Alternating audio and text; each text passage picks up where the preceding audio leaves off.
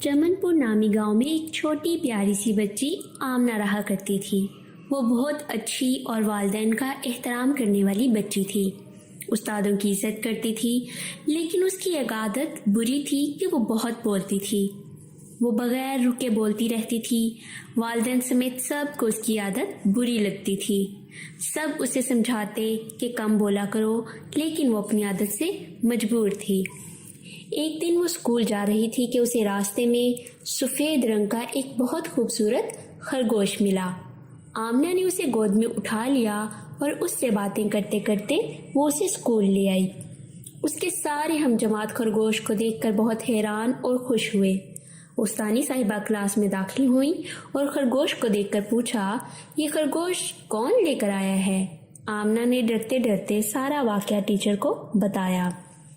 Teacher ने कहा, ठीक है, आज तो ले आई हो, कल से उसे घर पर छोड़ कर आना। ये सुनकर आमना ने इकरार में सर हिला दिया। स्कूल से वापसी पर वो उससे बातें करती जा रही थी कि अचानक उसे एहसास हुआ कि जिस पगडंडी पर वो चल रही है वो उसके घर की तरफ नहीं जाती। ये एहसास होते ही वो ज़ोर ज़ोर से रोने लगी और कहने लगी, अब मैं वापस अपने घर कैसे जाऊंगी? कि अचानक वो खरगोश एक खौफनाक देव बन गया और बोला, आखिर मुझे वो बच्ची मिल ही गई जो बहुत बोलती हो। अब मैं तुम्हें अपने बादशाह के पास ले जाऊंगा। उनकी तबीयत बहुत ख़राब है, वो तुम्हारी बातें सुनकर बहुत खुश होंगे। ये सुनकर आमना बहुत घबराई और रोने लगी। देव ने इशारा किया तो फौरन ही वहाँ एक बड़ा संदूक आ गया।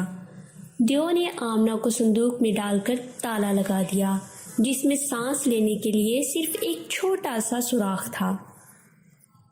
देव उसे अपनी दुनिया में लेकर बादशाह के पास गया और कहा, बादशाह सलामत, आज आपके लिए मैं रेडियो लेकर आ ही गया।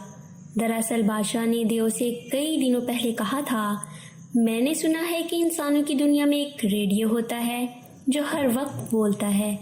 लेकिन देव ये बात जानता था कि रेडियो के सिग्नल उनकी दुनिया में नहीं आते, इसलिए वो आमना को ले आया था और उसने आमना को ये बात पहले ही समझा दी थी कि तुम बादशाह को हरगिज़ ये बात नहीं बताओगी कि तुम कोई रेडियो नहीं बल्कि एक जीती जागती इंसान हो।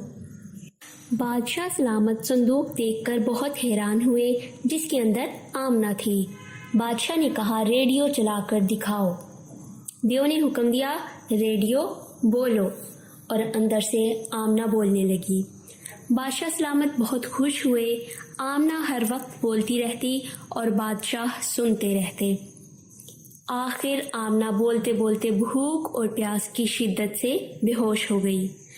बादशाह सलामत ने देव को बुलाया और कहा, ये रेडियो चलते चलते बंद हो गया है। देव घबरा गया और कहा, कोई बात नहीं बादशाह सलामत, मैं अभी उसे ठीक करके ला देता हूँ। देव आमना को उसी पगडंडी पर ले आया जहाँ से उसने उसे उठाया था। उसने संदूक खोला तो देखा कि आमना की आंखें बंद थीं और उसका रंग पीला हो गया था। देव ने पानी के छींटे उसके मुंह पर मारे तो वो होश में आ गई। देव ने उसे खाना खिलाया, पानी पिलाया और कहा कि दोबारा इस संदूक में लेट जाओ, लेकिन आमना ज़ोर ज़ोर से रोने लगी। अचानक उसे बस्ती का एक आदमी अपनी तरफ आता नजर आया। वो दौड़कर उसके पास पहुंची और उससे कहा, देखो, वो देव मुझे अगवा करना चाहता है। आदमी ने उस तरफ देखा तो वहाँ ना कोई देव था और ना कोई संदूक था। उस आदमी ने उसे घर तक पहुंचा दिया। इस वाक़े के बाद आमना बहुत कम बोलती, यानी सिर्फ ज़रूरत के वक्त बात करती। अब सब उसे पहले से भी ज़्यादा प्यार करने लगे।